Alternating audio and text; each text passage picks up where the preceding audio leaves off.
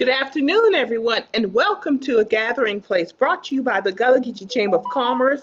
And I'm Marilyn Hemingway, your host, or is that hostess? Well, it really doesn't matter because I'm not the special guest. We have a lot to talk about today, folks. The Green Book of South Carolina. We're going to talk about some African American cultural landmarks in our beautiful state and the history of the Green Book. And we'll talk about that. Oh, before I say that, make sure, because this is such a good show, folks, that you drop your questions and comments in the comment section so we can get to those questions and comments. And we will get to those right after this opening. Hello, I'm Marilyn Hemingway, and welcome to A Gathering Place. I said, I'm stepping back because we have young voices who want to be heard and they're moving on something. Branding is really important to you and your business. Even the basic type of technology, you learn it all. And people are Good question.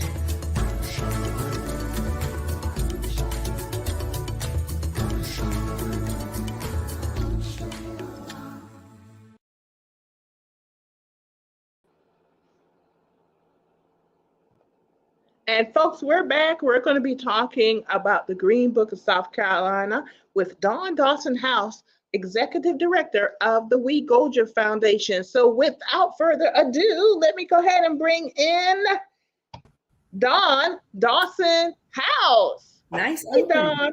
Dawn, I love your name. I've never told you that before. It's just that it's not quite alliteration, but Dawn Dawson-House. Yeah. Well, my husband's last name is House, and he would not take Dawson as his last name. So I just went ahead and added his name to mine, and that's how we got it. But, that's how it works. Yeah. Hey, cool, though. You did a good job. You're married good because it just flows so well. So We're married 27 years. Congratulations. Yeah, he can put it with me that long. Good. He's a good man. That's good. 27 years. That's very good. Yeah. Well, I'm excited because, it's about the Green Book and, people talk about it off and on, but I think in recent years, people are now starting to really appreciate more of our history. Yes. And relate to it. And I'm just talking about the Black community, the African American community, and also beyond. But as a community, we are really starting to appreciate our history. And I think a few years ago when the Green Book movie came out, even though it wasn't quite the book, I think we need to come back and do another movie. Yep. But it sparked interest.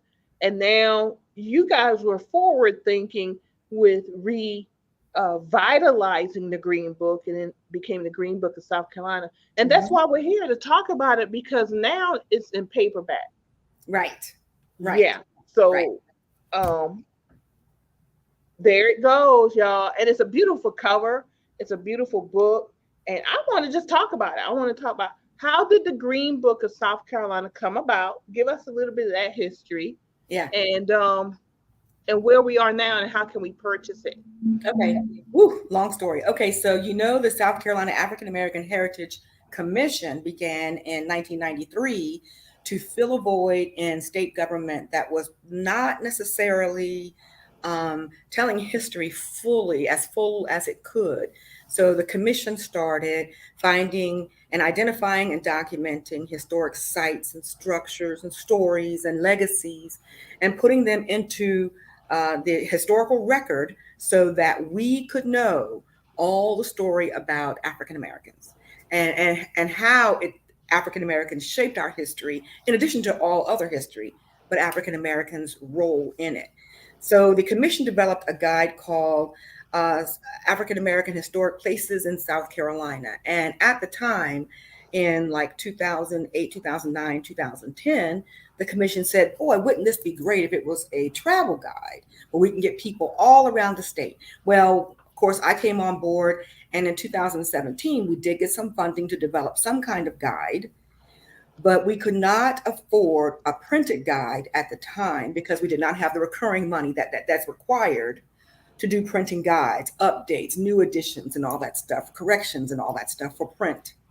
So we recommended that we go online, and now we have the Green Book of SC.com, which is the master list of all we have in a database of African American historic sites and heritage sites in South Carolina.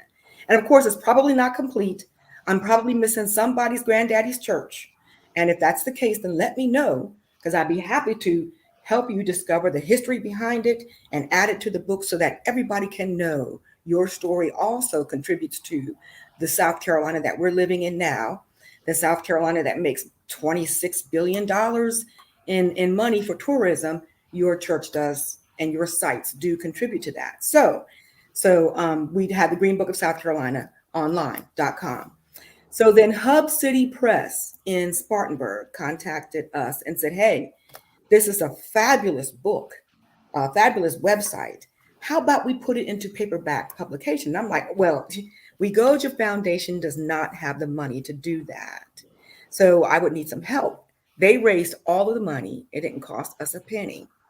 And then the International African American Museum stepped up and said, hey, we'll provide the bulk of photography. So they sent their photographer all over the state to take photography of these places and put them in the book. And the end result is what you see there right now. That's wonderful. Yeah. Well, congratulations. So this was a collaborative effort. Oh, and monster. I appreciate collaborative efforts. Yeah. Monster collaborative effort. It was so big. Yeah, we're not be able to do what I do. So I appreciate the amount of work it takes and collaborative efforts to make something like this happen. Yes. So now we have the Green Book. It's in paperback version. There are landmarks. Let me ask you this very quickly because it occurred to me while you were talking. Does this also include the historical markers? Yes, it includes historical markers, museums, churches, sites, HBCUs, cemeteries, monuments, and all kinds of things for African Americans. Yes, the hard copy paperback does. Yes, of course, the website includes as many as we can get, but the paperback includes the ones that we thought were most easy to get to and travel tourism ready, including a lot along the Gullah Geechee corridor, which probably has most of them.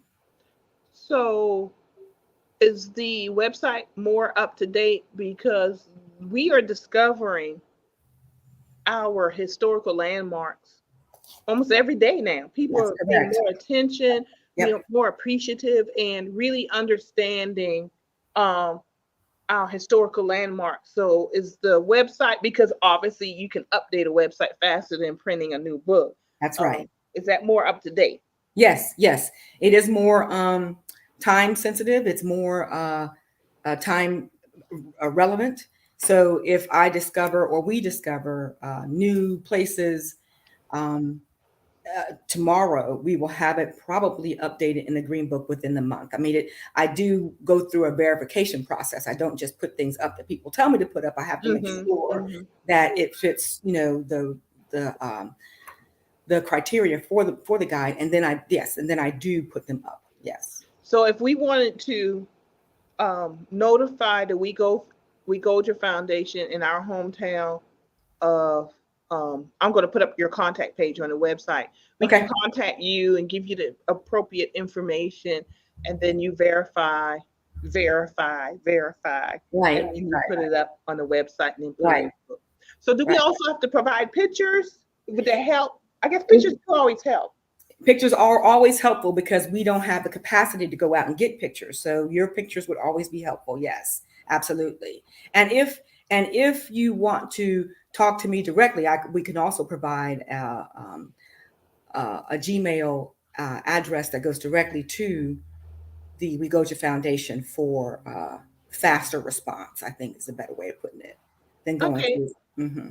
Very good. So let's talk about some of the landmarks in the book. So give me one. We're gonna talk about all day, y'all. We got some time here, so we're gonna talk about more than one. But what's one that you would like to share with us? Okay, so on page 107, I think this is the number one landmark. Reconstruction. Yeah, it's Penn Center. Ah, It's Penn okay. Center. And of course, one of the buildings on Penn Center is part of the new Reconstruction era National Historical Park. So, but Penn Center, of course, was the first school for newly emancipated slaves in South Carolina. And of course, it was part of the Port Royal experiment and Reconstruction, which helped, which was intended to help evolve African Americans, newly emancipated Africans, into citizenship in the United States. So it was a phenomenal um, development in the South, and today it is a community center, a museum, and a place to study Gullah Geechee culture. Penn Yep. Center is a landmark for us, the whole Yes, campus. it is. I love the Penn Center. So as you're talking, I'm going to pull that up. The Penn Center, they have festivals. Um, Yes. Martin Luther King Jr.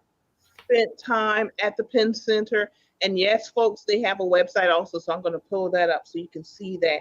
And I apologize because, believe it or not, I just kicked myself out accidentally.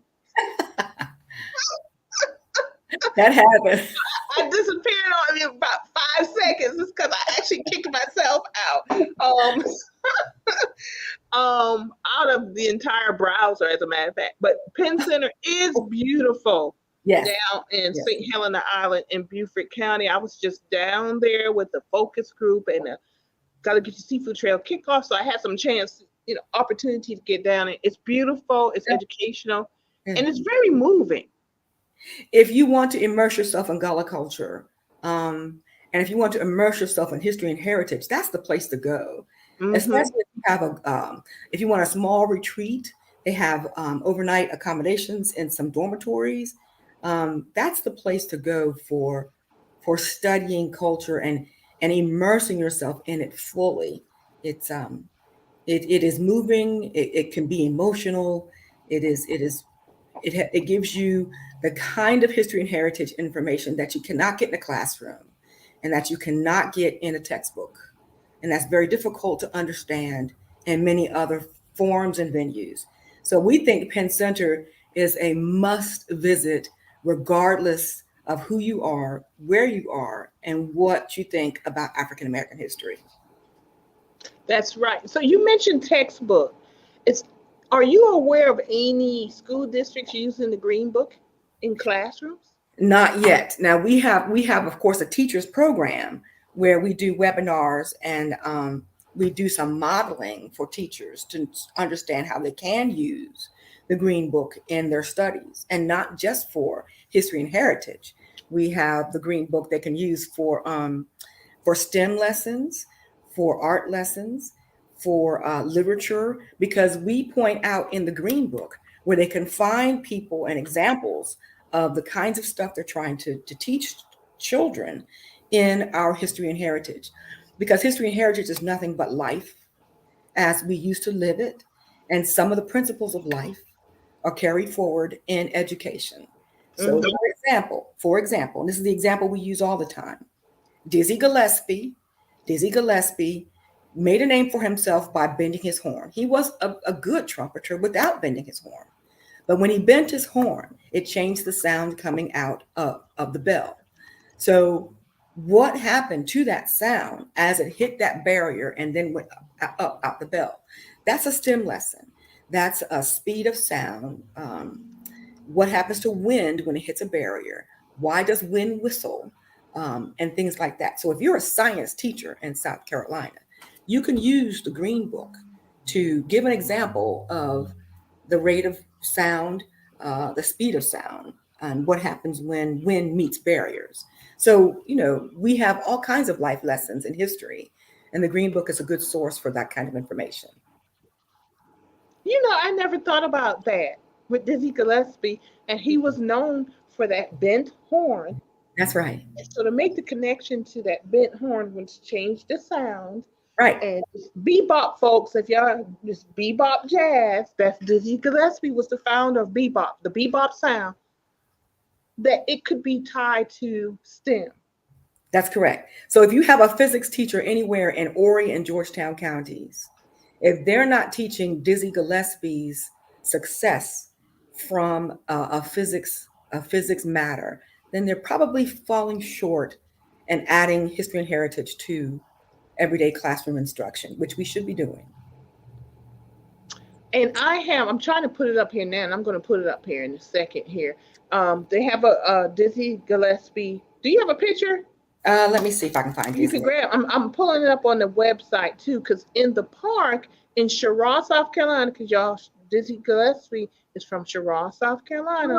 In their park, they have. I think I might. There it is. There's a statue, and you can see the bent horn that he was known for. Right. There you go, right there. Right. He was known for that bent horn, and I've been up there and had no clue. I've been there, connecting that to STEM. What, man? That's exciting. I find stuff like that exciting. Right.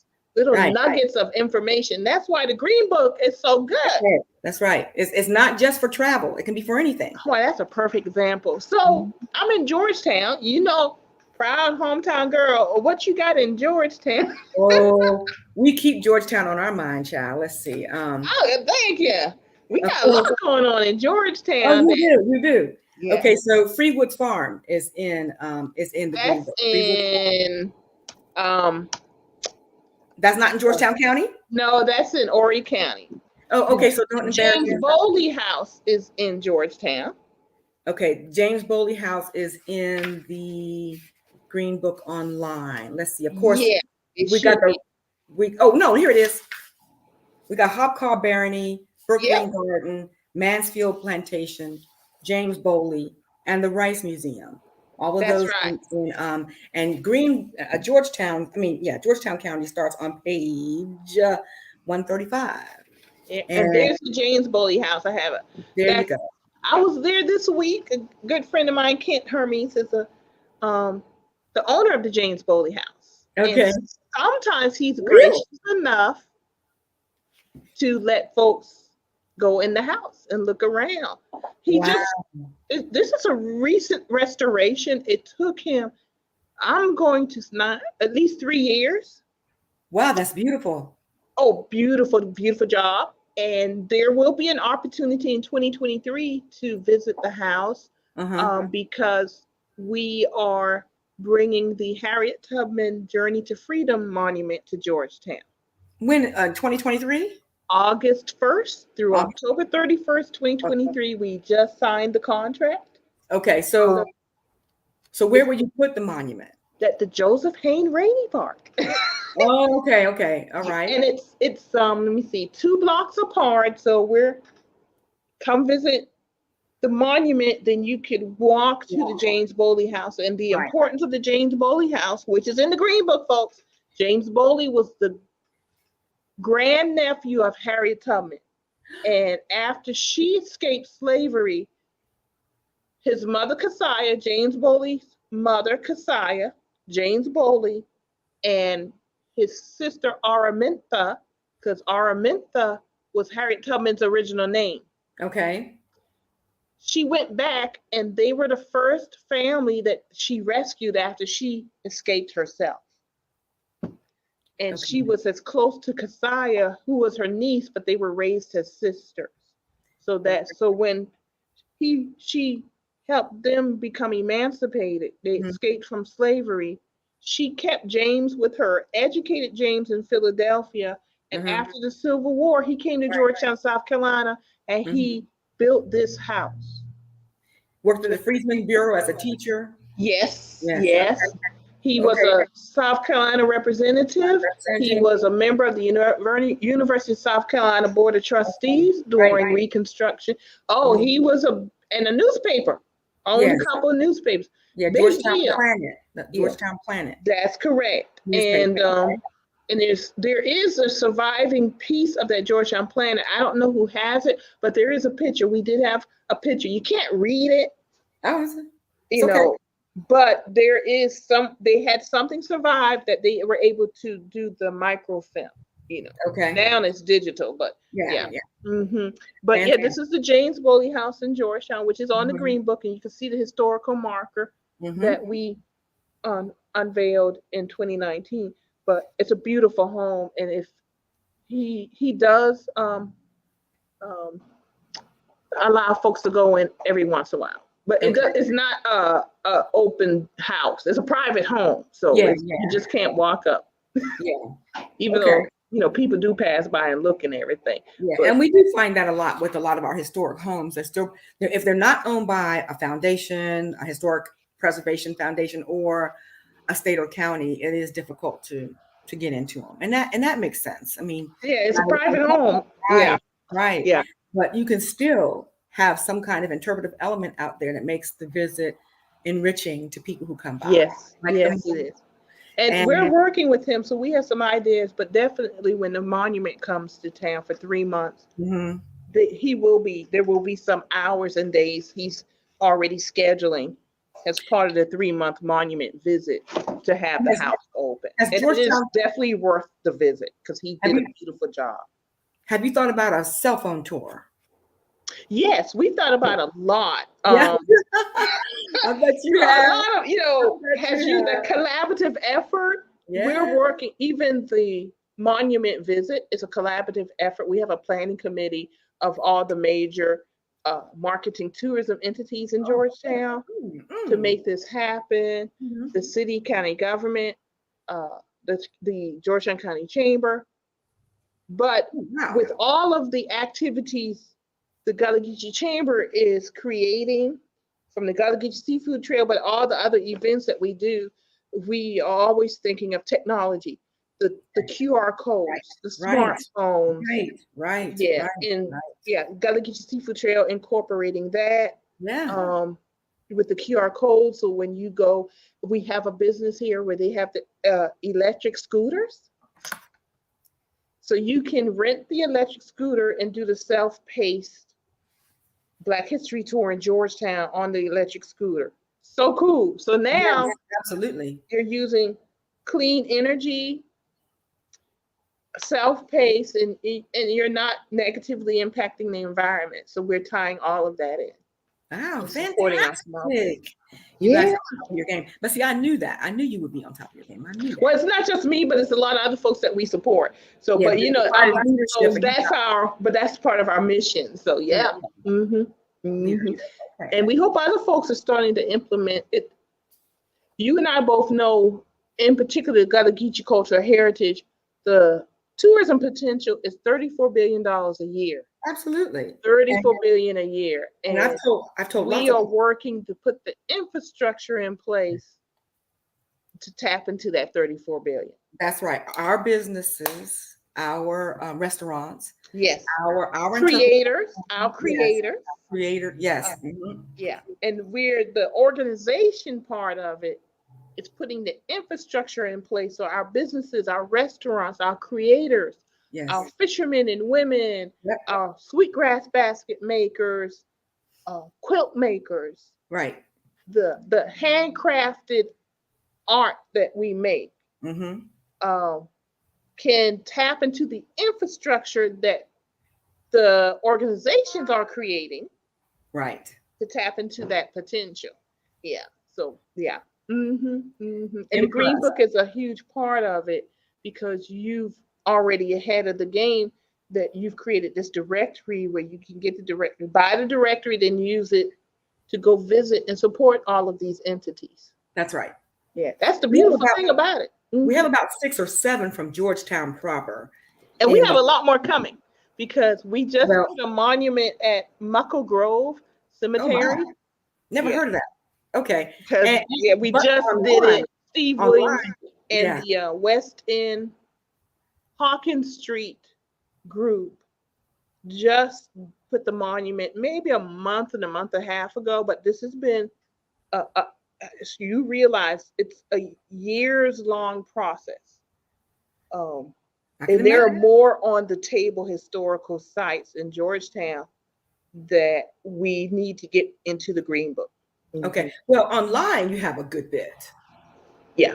Online you have a good bit, but still not everything. And it's still not everything because I don't think people realize, and it's not just Georgetown, it's Charleston, as you say, Gullah Geechee, even Columbia. we pass houses, but we don't think of them as African American, but Right. they were built by African American hands. That's correct. They in Georgetown, in particular the historic district, you could honestly say most of these houses, the historic, were built by African American hands. Interesting. That's right. Yeah, and so when you get that totality, that the context of it, then all of Georgetown, could the historic district could be in the Green Book. Of course. And Yeah. we lived where we built because either we're going to stay in carriage houses or they were houses built where we had the leather goods maker.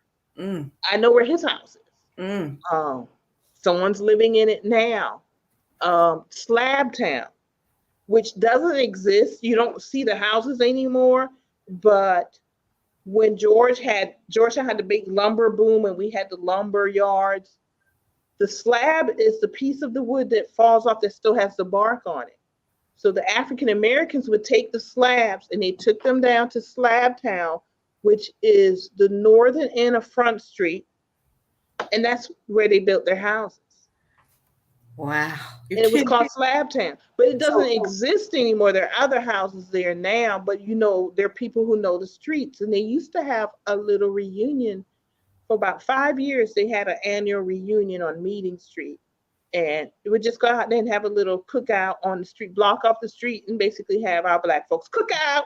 Yeah, I know how that is.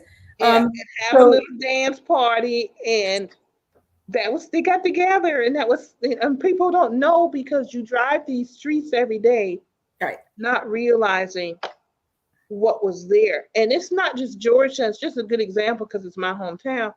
But this is why it's so important that we have a Green Book. Okay. You can start having conversations. It's a conversation starter with your parents and your grandparents, because I don't think we take things for granted. Maybe we do, but oftentimes when people think history, they think of the big house.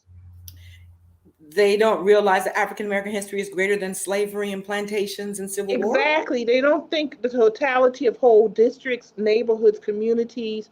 They don't think not the slave cabin, but I'm talking about these shotgun houses that we built. The little houses we built are just as historical as the big mansions. And the churches and the little country churches are just as important as the big churches. That's history. We are all living history. Okay. Yeah. And when we realize that, we need to start writing our stories down, telling our stories so that they too could be part of a Green Book one day. Right. Mm-hmm. Mm-hmm. So there's houses that I'm even learning now in Georgetown. They operated like hotels. Right. So right. now we got to do a little bit more digging. Were they on the Green Book route? Right. Back right, in the right. day, because they were boarding homes. Well, there were a lot of places that were meant for African Americans only, or meant for African Americans that did not advertise in the Green Book. So when you talk about the Green Book, there is an opportunity to talk about the entire community that supported African American travel, and not just the beauty parlor or the tourist home that was advertised in the book. So that's right. Mm-hmm. And Victor Green's travel guide, Negro Motorist Green Book. So okay. I'm going to make a note of this for us because this is recorded. I'll send you the recording. I'll send you the link. Because we do, a lot of our projects come out of conversations like this. Okay, what is the historical record missing? What part of our legacy is missing, and how can we make sure it is identified, documented, and promoted? So the identification of it and the documentation of it comes from talking to people like you, and the people who listen to the show, and people who follow African American history and know more than we could ever know in our small communities, in our places. So a lot of our projects come out of conversations like this. So I'm so glad you said that. We're having this conversation and you're talking from your point of view, the documentation. But what if I'm listening to us speak right now and I'm sitting at home? How do I capture the stories of my parents and grandparents? What should I do? just as someone sitting at home knowing, maybe I need to record my parents and grandparents? Um, Multiple ways, so many different ways. Number one, if your parents are still with us and can still have these kinds of conversations, because some of our parents cannot have those kind of conversations anymore. My mother's one of them, and she's still with us, but her lucidity is a little bit not there. Then consider yourself, count your blessings, and then the first thing you do is record conversations with them. Start talking to them about what kind of foods did they eat? What medicine was there? What was their community like? Who was the neighbor historian, the local historian? Who was the local loudmouth? Who was the barber? Where did you go get your, did you own a car and a television? And where was the mechanics for that? Where did you go get your groceries? What was school year like? What kind of celebrations did you have in your community? How did you go to church? Did the church have anniversaries or celebrations or get-togethers? Who was the pastor? What's the history of your church? All these, there's so much you can ask. And we're talking about hours upon hours. And then I would record it. The best way you know how to record it. Writing is probably good, but oh boy, video recording these days, if you can preserve it and protect it and get it to people, that yes, we have the means to do it easier now than we've ever done before. So cell phone recording, that's how you talk to your parents now, and get it down, get it written down. So that's number one. And then number two, if you can find similar stories in your communities or other people to get with you to do that, you probably need to start looking at what sites in your communities are eligible for historic markers or for listings on the National Register. So the Department of Archives and History would be the best place to go to find out whether your story or your site or your structure qualifies for those kind of protections. And the WeGOJA Foundation can help you a little bit, but we can't do the work for you because we don't have the capacity to do that much work. We can probably put you in the right direction. So that's how you can get started. And then it can take off in a variety of ways from there. So the best thing to do is when we start doing our newsletters again, the best thing to do is to stay in touch with us so that we can keep directing people into ways to record, document, share, and somehow preserve and protect and advocate for these sites and these stories. It gets to be quite complex because our story is not cut and dry. It doesn't fit in a box. It is as different as there are people, as there are people. If there are 10 people in a room, there's 10 different stories. Isn't that the truth? Mm-hmm. And it might be 11 with the 10 people in the room. Because you ain't gonna tell the full story because everybody feel they got something to hide with, and it comes out later, and you didn't know. Oh, there was 11 stories in that room. You are correct. You are correct. Oh my gosh.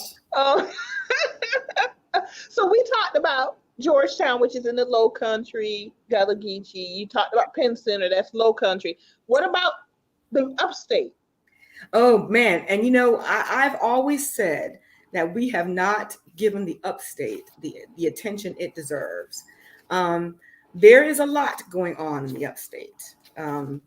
There are a lot of cemeteries and churches that are important in the upstate, especially in Spartanburg. Some of the, I think it's the west end of Spartanburg, west side, that was, I don't want to say bulldozed, but it was overrun by development in Spartanburg. And then African Americans got together and said, okay, hold up. We're going to save this story some kind of way. So they were able to save some of the historic churches in that area, as well as a few buildings. And now they're working on markers and historic preservation activities to make sure that they can take care of what's left. And of course, the Upcountry has been large and in charge and working with EJI, the Equal Justice Institute, working on the lynching markers. So of course we have the Anthony Crawford marker in Abbeville. Are you familiar with that? I am not particularly familiar with that one. Others I am, but Yeah, not yeah. that one. He was lynched because he had the audacity to demand fair market prices for his produce. And he was lynched out of Abbeville, and his family was run out of South Carolina. So, of course, EJI helped the local community erect a marker in his name and collect soil and put it in the museum in Alabama. Of course, are you familiar with Springfield Baptist Church in Greenville? No, I am not. Okay, so at Springfield Baptist Church in Greenville, um, Jackie Robinson was going to be a speaker for the NAACP. I think it was in 1960s. And he arrived in Greenville at the airport at the time was downtown. So he arrived in Greenville and downtown. And of course, the federal government had already decided that public places could not be segregated, but the airport decided it was going to be segregated. So Jackie Robinson was very disappointed to find that the people who were his hosts could not sit in the regular lobby of the airport. So he helped them to develop a protest, and the march went from the airport to Springfield Baptist Church where he was speaking. So that is their number one story. So, and of course, the Willie Earl lynching trial in Greenville, he was another person who was lynched. Clausen's Bakery in Greenville, are you familiar with them? I've heard of Clausen's. They had a strike there, and they were standing up for fair wages and fair working conditions. And of course, Jesse Jackson is from Greenville, so we have the Yes. for him there. And then we move into, my gosh, Seneca and Clemson, and the Clemson University is redoing, is looking at an African-American site. Yeah, that's Springfield Baptist Church in Greenville, yes. Mhm. A beautiful church, yes. And they were the place where the NAACP was having an event, and Jackie Robinson was going to speak, and his host could not share the lobby in the airport with white patrons. And so they protested. And this was the great Jackie Robinson. Yes, the baseball guy. Integrated baseball. Yeah, exactly. Yeah. So no matter how prominent and advanced you were, segregation among some people was so important that they enforced it even when the federal government said you can't. And the state tried to find ways to make sure that happened. And you know, it took what, 16 years, I think, after Brown versus Board, maybe less than that. I can't remember the exact dates, for South Carolina to finally say, okay, we'll integrate schools, because they spent millions of dollars around the state building equalization schools that kept segregation happening. So it's, you know, when you decide that race matters, it's too powerful. It's very powerful. It's very difficult to overcome. But African Americans have figured out a way to overcome for decades, and we will keep figuring that out. Yeah. And it's interesting that you said overcome, because We Shall Overcome came out of the cigar factory. Yes, in Charleston. In Charleston, South Carolina. Correct. So we do overcome, and we keep overcoming, because this is it took a long time to get in this position. It's going to take a while to get out, but it's so important that we note our historic landmarks so we can this adds context to our history, right, to tell the stories, to go see the landmarks and the sites and everything. And African American history, I started with the upstate because I lived up there for a while. I lived in Seneca. I lived in Seneca 3 or 4 years, and learned Morris College was originally supposed to be in Seneca. Oh, really? The one that's in Sumter? Yeah. And then I can't remember the full story. Is the old.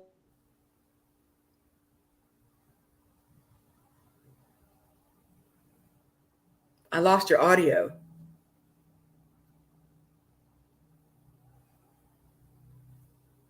Marilyn, I lost your audio, baby. Or maybe you lost mine. I mean, I don't know why I need Okay. It was supposed to be a junior college in Seneca. Yeah. And whatever decision internally that was made, they made a decision to go to Sumter. Oh, interesting. Interesting. Isn't that fascinating? Yeah. That I would have never known. I didn't know that. I didn't. And now, Dawn, I can't hear you. Can you hear me? Yes, I can hear you. Yes. Yeah. I can't hear you. I don't know what happened. Hold on. We're gonna get there. Gremlins.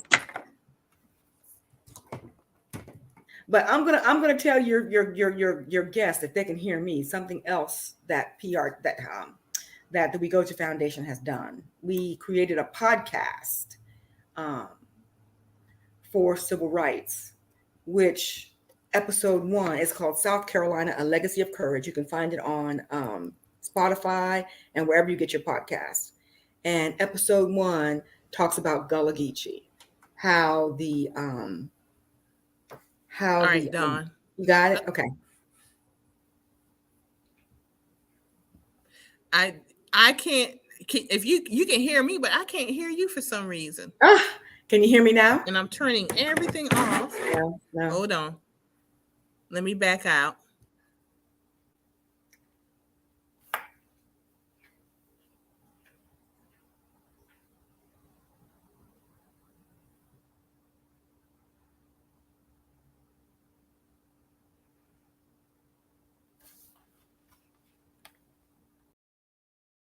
No problem. And now I'm back in. Can you hear me? I can hear you. Yes. Still can't hear you. So I don't know what. If something happened. Yeah. Hold on. Can you hear me? Yes. All right. Very good. I have no idea. I couldn't hear you. Right. I know we be talking about folks that's not from the city and they don't know where they're going. But you crazy if you go out and you. I can hear you. I'm hearing a lot of stuff now, so I'm trying to shut everything down. I'm dating to the most popping spot in the city. I don't care if it's the Vibes Hookah Lounge or the newest restaurant. If it's new and it's are you only hearing me or are you hearing more than me? I'm hearing somebody else talking too. And I don't even know where that's coming from. Crazy about somebody to somebody else. Yo, we learning new things today. Yeah. Should I step out? Step out? No, there you go. You don't know down. All right, there we go. Yeah, okay. All right, here we go. We had too much stuff plugged up and going on and everything, but we're back. All right, there we go. All right, y'all. I was telling We everybody live and learn. See, we just roll with our conversations. That's right. That's right. Yeah. So we were in the upstate. Mm-hmm. Clemson. Let's go back to Clemson. We'll start there because you started to say something about Clemson. They're now looking at historicals. Well, yeah. There's a cemetery up there. A couple of cemeteries up there that. And this is on the campus. Yes. Okay. A couple of cemeteries up there that when they looked into it, they discovered that it was an African American cemetery. And then when, I don't know, some people decided that they wanted to create a cemetery for themselves, bury their people on top of the African Americans. So there is a professor at Clemson University who is studying that right now. And once she comes up with her information. Clemson was a plantation. Our grounds, part of the grounds was a plantation. Yes. So that kind of makes sense to have a cemetery. And all too often our cemeteries are things like that happen. They become overgrown and people die and they forget. Right. You know, we don't visit. And there's so are you aware in Bucksport, there's a cemetery in Bucksport that they have marked. And this is, I don't have the picture available, but if you get a chance, I'm going to get it to you. Okay. They've marked the cemetery with cinder blocks, the graves. And the trees, you know, it's grown and they've cleaned it up, but they marked because you could tell where they are. Really? So they've taken white cinder blocks and marked them. So they're standing up. The picture I was sent, and it was taken in the morning. So there's like this mist. Ooh. Talk about one of the, I don't know if it's my age, but certain things just get to me more. It was just something hauntingly beautiful about that picture. And I'm not saying hauntingly as in ghost, hauntingly has just emotional. Right. that you could just through the picture, just feel that ancestral connection. Is it called the Eddie Lake Cemetery? That does not sound like it at all. So I don't, Oh. yeah, but it is in Bucksport. So, and I think there's more than one cemetery. So not to say there Yeah. isn't Eddie Lakes, but this is one they have the cinder blocks. And I'm going to see if I can find those pictures. But the Bucksport Community Betterment Association is probably the contact. Kevin Mishu on that one. I see. Okay. Oh man. Oh wow. Yeah. Okay. Yeah. So we've talked about the upstate. What about the Midlands? A couple of. Well, the thing about the Midlands is that it was the hotspot, of course, for litigation. So a lot of things happened in the center of the state. A lot of churches are there. A lot of our flagship HBCUs are there. So you're talking about in Orangeburg, SC State, Claflin, and in Columbia, Allen and Benedict. So those are our flagship at HBCUs, for better or for worse. And of course, the biggest thing we talk about is the monument at SC State. And that picture there is of Cleveland Sellers at the monument of the Orangeburg Massacre, the new one they picked up. Right. And that's on pages 76 and 77 in the Green Book. So is that monument? I haven't been to that. Is that on the actual SCSU campus? Yes, this is. Yes. Yeah. So those you don't know, the Orangeburg Massacre was a pivotal and tragic civil rights moment. Right.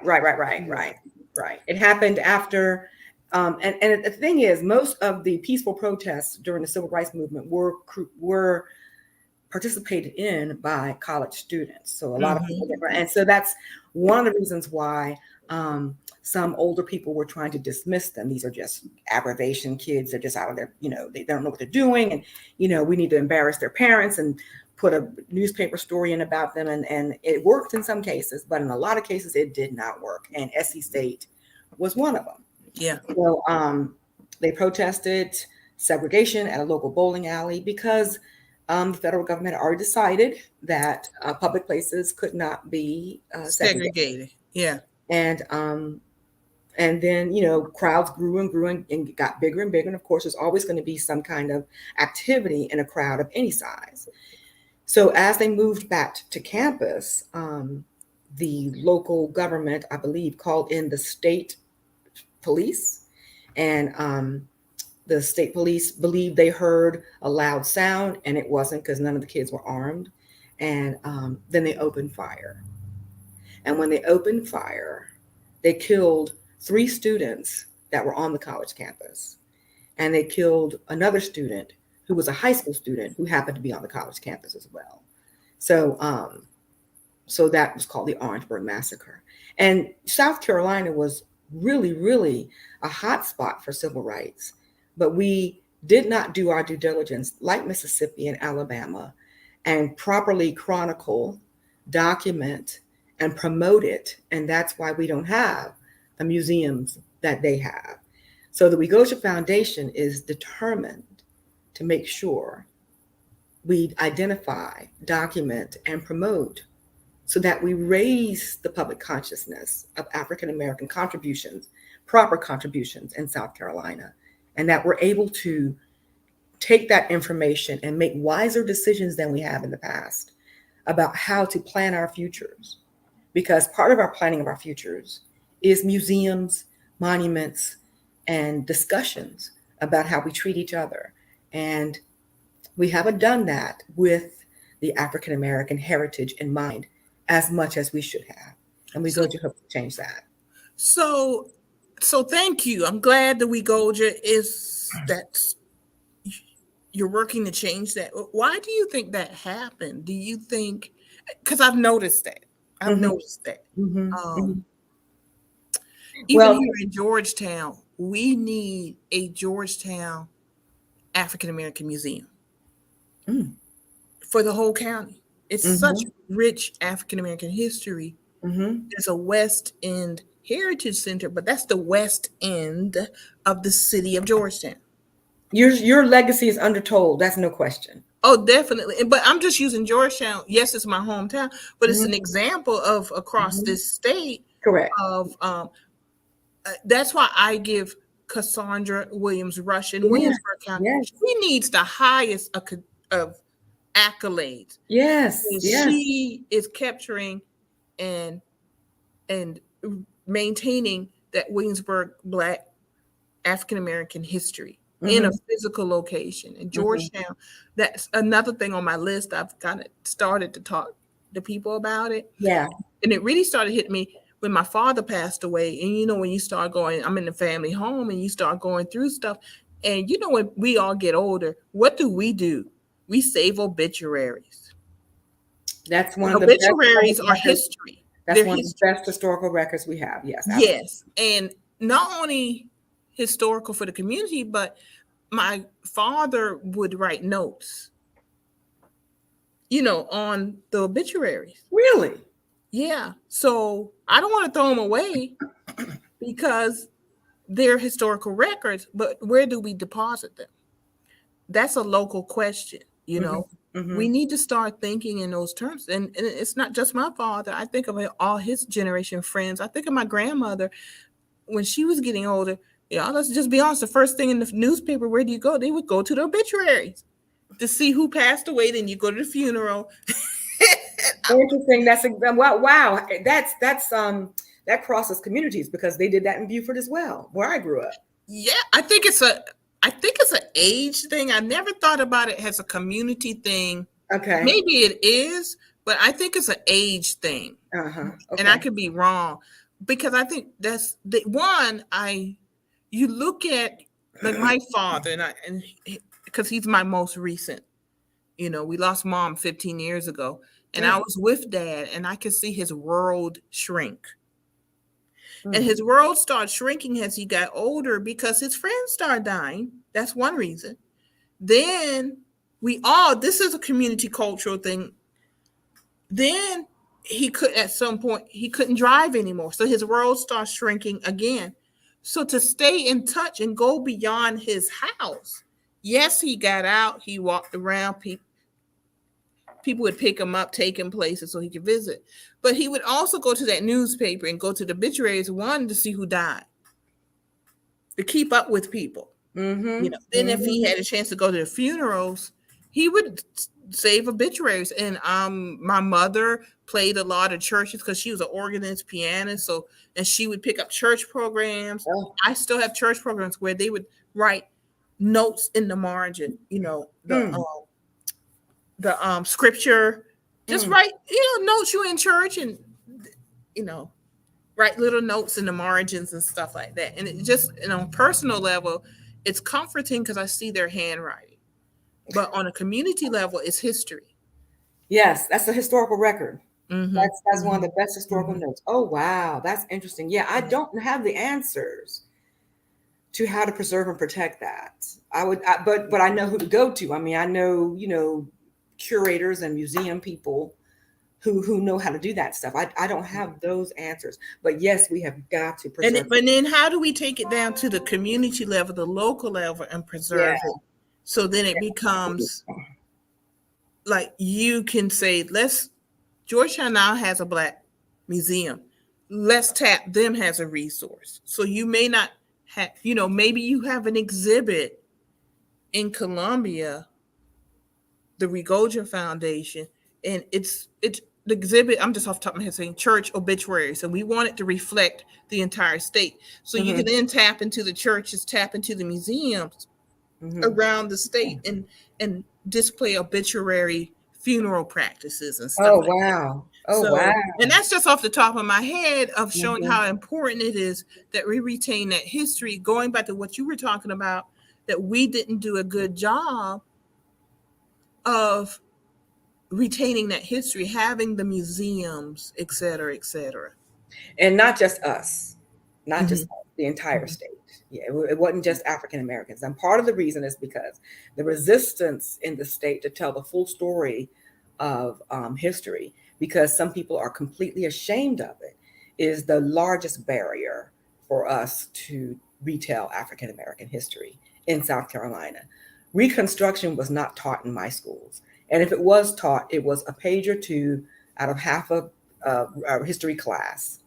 And I grew up in Beaufort, and Beaufort was the center of Reconstruction. Sure was. And it wasn't taught fully. It wasn't taught fully. I learned more about the American Revolution than I learned about Reconstruction. And if you did hear about Reconstruction, I remember learning about the scalawags and the carpetbaggers, and they corrupted the local folks, made them think radical thoughts. Northern aggression and all that. Yeah, and it was corruption and everything. And now that more of the truth is coming out. Right. And you hear about the heroes and how public schools were created basically during Reconstruction by Black male legislators. That's right. It wasn't just for Black folks. Right. It was for all folks to get an education.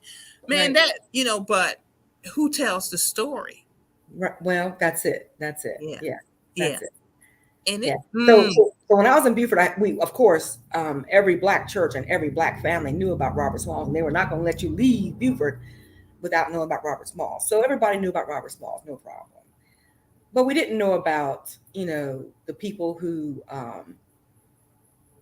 the people in our cemeteries. We knew about the white cemeteries, but not the Black cemeteries. We did not know about the culture as it emerged on our sea islands. I didn't learn about that. If they did teach me, it wasn't as much as they taught the other cultures.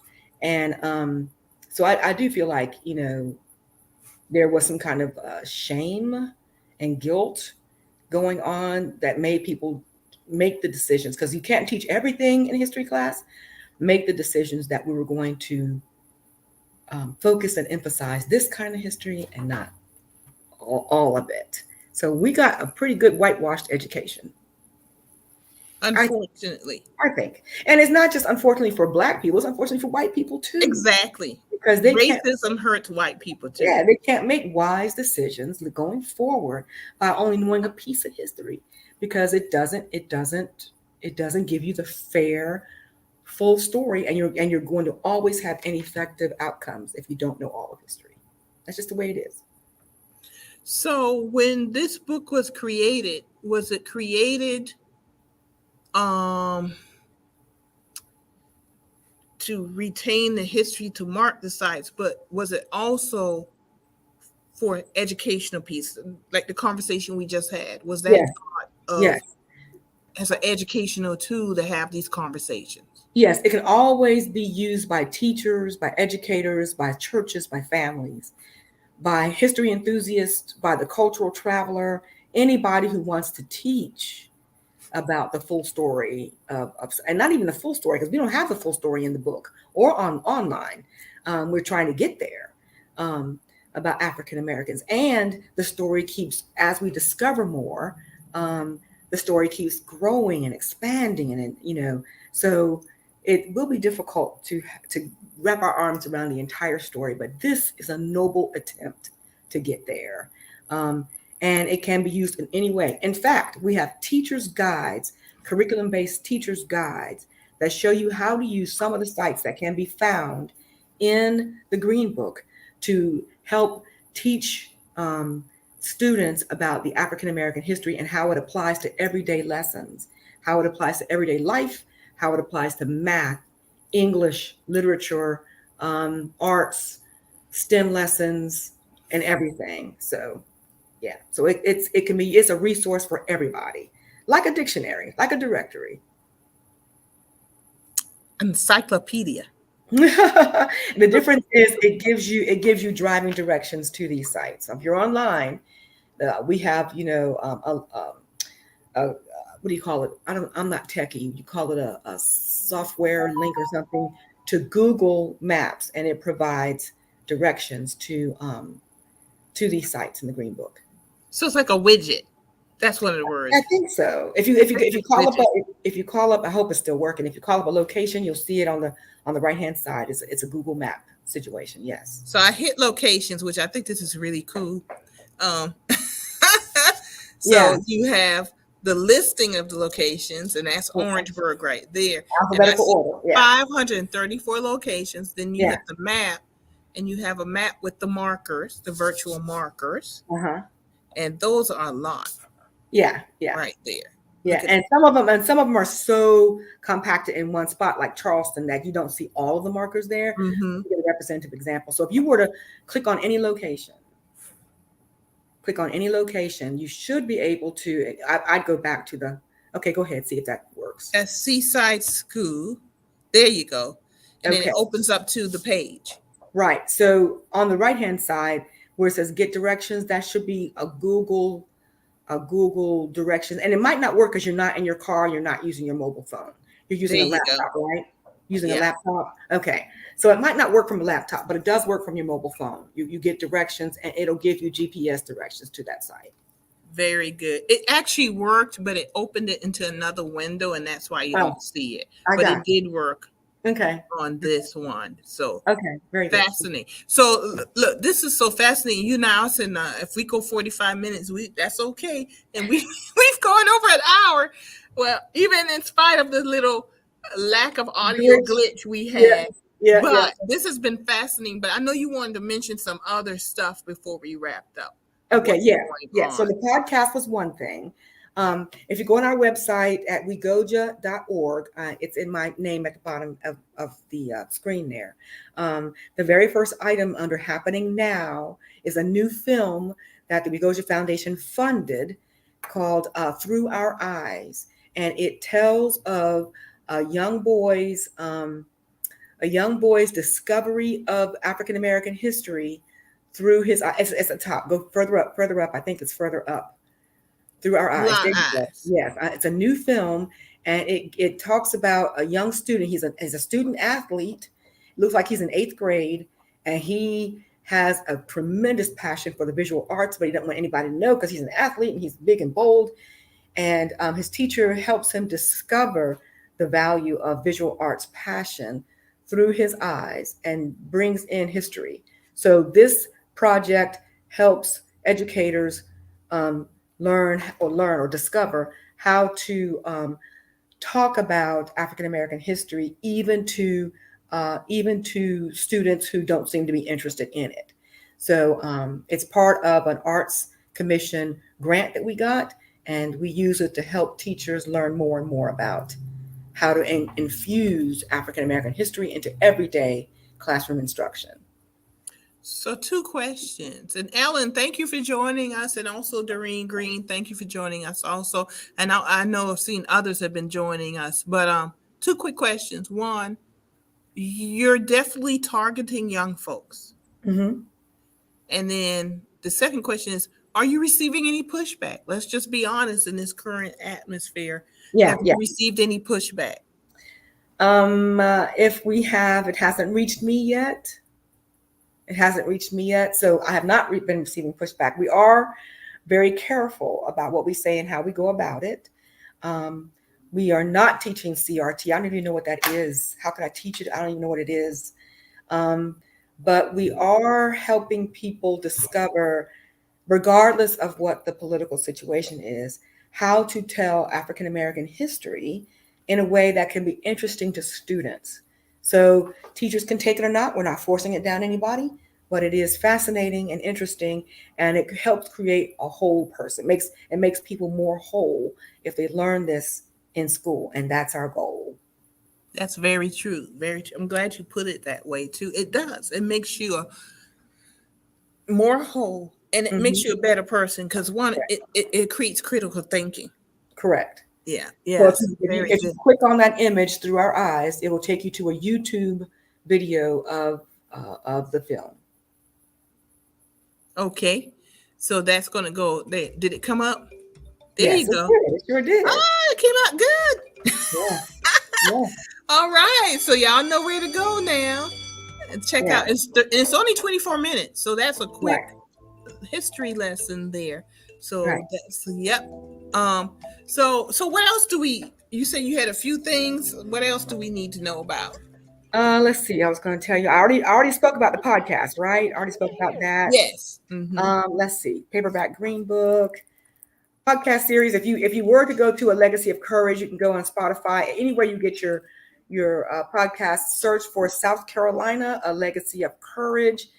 And we have some of the state's leading historians talking in this 3-part series: Congressman Clyburn, Michael Allen, Dr. Bobby Donaldson, Michael Bulwer Moore, and the guy at Mitchellville. We have some of the best historians in South Carolina giving their input on what civil rights meant in the state.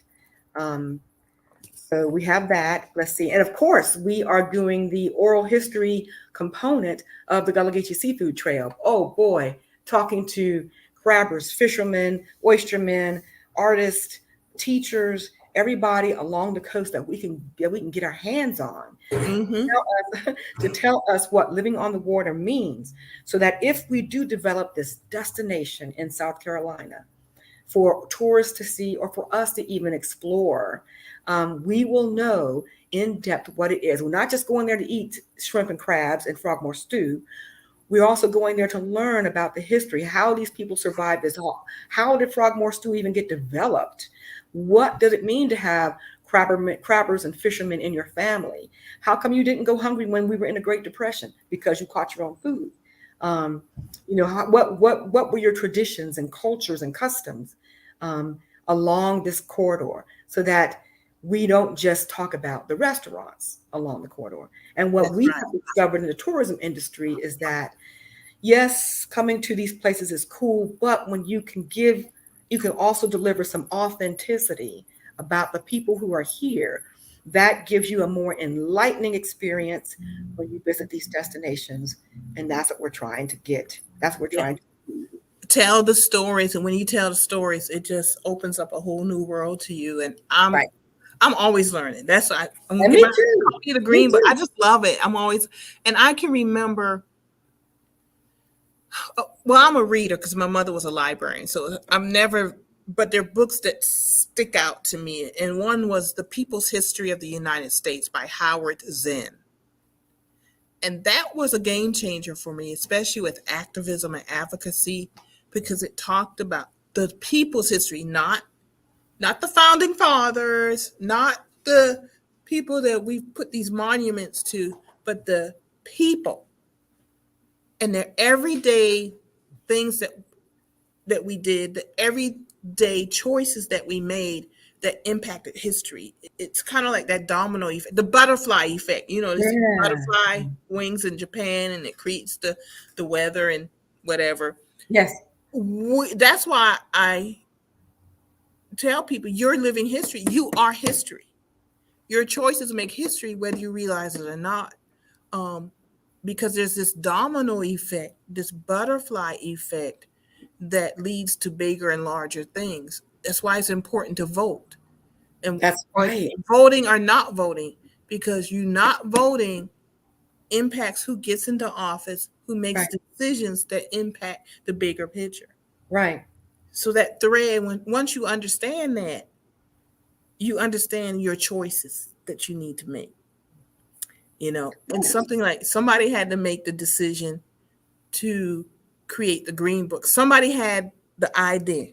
Yeah. You shared it with someone else. That's right. You shared it with someone else. You came together, the foundation said, we're going to do this. And look at the impact now. I did not know the impact was going to be like this. Yeah. I did not. And when we first told people that we were going to call it the Green Book, they're like, why in the world would you call a Black history book green? And it gave me an opportunity to share some history. And now you're educated. Right. Mm-hmm. And now look at it. Yeah, it got international news coverage. And you guys won an award too, didn't you? Yeah, we won about 6 awards. Yes, we won about 6 awards. Congratulations. Yeah, it was an amazing project, and it could not have been done by one person. It was done by an entire group of people, including historians who made sure that the information was accurate, because I don't do history, and I could not have made sure all that information was accurate. So yeah, it took a lot of work, and I do have to give kudos to the people who built the website, because they took everything I said and made something out of it. I couldn't build that website, but they did, and we are still as passionate about it, all of us, today as we were in 2017 when we created it. And let me tell you, it's a beautiful website. It really is. The Thank you. colors, everything. Yep. It's just a beautiful website. Thank you. So kudos on the website. Also, let me put that back up very quickly as we wrap up the show. I've enjoyed this, but it's been an hour and 10 minutes. So we are Sorry about that. Oh, no problem. That's good. I have a visitor in my studio. Oh.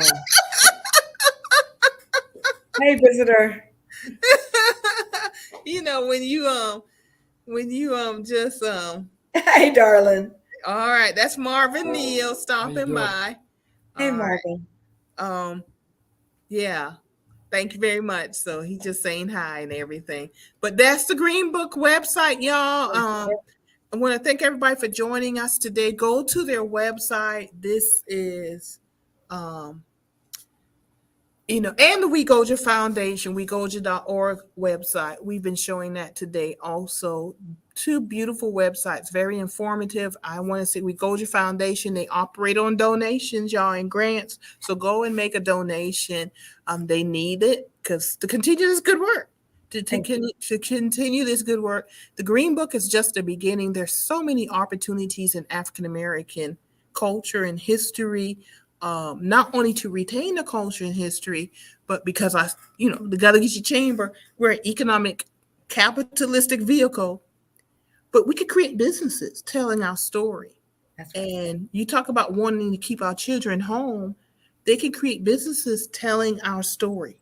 And we mentioned earlier in the show about this small business in Georgetown. They use electric scooters, and you take the brochure and you can go to the different sites and smartphone and listen while you're doing a little electric scooter around our historic district. I mean, just imagine all of those replicated across our beautiful state. And we do have a beautiful state. From the ocean to the mountains and the foothills of the Midlands, we have a beautiful state. Not only the people, but the geography of it also. Dawn, it's been great. I'm glad you came on. Thank you for having me. I'm flattered, and I certainly do appreciate the opportunity. Oh, you're welcome. And the door is always open. Come back, because there's so many things in the Green Book. You need to come back and talk about some more sites. Oh, yes. And one more thing. Landmarks. One more thing. You heard about Rosenwald schools, right? Yes. Okay, so the National Park Service is thinking about doing a Rosenwald Trail beginning in Chicago, going throughout the Southeast. Well, South Carolina is not on that trail, which broke our hearts because South Carolina had 500. We don't have any Rosenwald? We had 500 Rosenwalds, and we still have, about 50 that are still standing. So we are petitioning to get back on it, but there's a small group of people in South Carolina who are now trying to work with the state government to develop a formal companion trail to the National Park Service that will touch representative examples all throughout the state, but will also point to the sites of all 500 Rosenwalds. So the most important thing about Rosenwalds, that of course it provided education in our rural landscapes in a time when that was not provided to these children. The kids who went to Rosenwalds in the late 40s, early 50s ended up going to college because college was not attainable for them prior to formal education. Ended up going to college, and some of these children were the college kids who participated in the civil rights movement. So the Rosenwalds were a pipeline to HBCUs that got kids into the civil rights movement.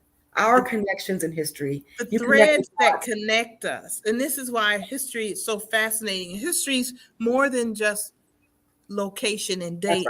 That's right. History is living. It's once you understand it. That's right. And we don't want to repeat the bad stuff of history, but you have to know it so you don't repeat. Right. Yeah. So we still lift the triumph, but you got to talk about the tragedy. Yeah. To appreciate the triumph, unfortunately. And but we are doing it. Fascinating. Listen, I'm telling you right now, if y'all need a letter from the Gullah Geechee Chamber in support of the Rosenwald Project, just let me know. I'll be happy to write a letter of support. Okay. In that project. Yeah. Oh yeah. I will let you know. As it evolves, because right now we're still in the talking stages, Gotcha. So we're going to work on it. Sounds like a plan. Dawn, has been great because I It's love been it. great. I love I it. love this. I love these kind of conversations and Yeah. everything. But I'm going to let you go. I have to go. But I really enjoyed it. The door is open. You just let me know you come on back. Maybe the Rosenwald project might be something Yeah. we can talk about. And Yeah. definitely other locations, cultural landmarks in the Green Book. We need to just talk about this stuff so people can know and they can know. Let me look around where I live, and there may be something that may end up in the Green Book. You never know. You got it. Okay. Wonderful. Thank you, Dawn. I appreciate it. We'll see you later. All righty. Bye-bye. Well, y'all, that was Dawn Dawson with the Green Book of South Carolina with the WeGOJA Foundation. Really enjoyed having her here. Show went a little bit longer than usual, but that's okay when we have these fascinating conversations. I want to thank you for watching A Gathering Place this Wednesday, starting at 4, and coming up this Sunday, it's Politics Talk. Every third Sunday, democracy is at stake. Now is not the time to be on the sidelines. And my regulars going to join us, Jamar Brown and Brandon Upson, and we're going to talk politics this Sunday at 4 o'clock. So come on back and join us. And we really try to have just a really good conversation, good time talking about politics. So grab a beverage and join us on third Sunday Politics Talk on A Gathering Place. Everybody, I enjoyed you this evening. Enjoy the rest of your evening and have, of course, join us every Wednesday and Sunday at 4 o'clock on A Gathering Place. Have a good evening and good night.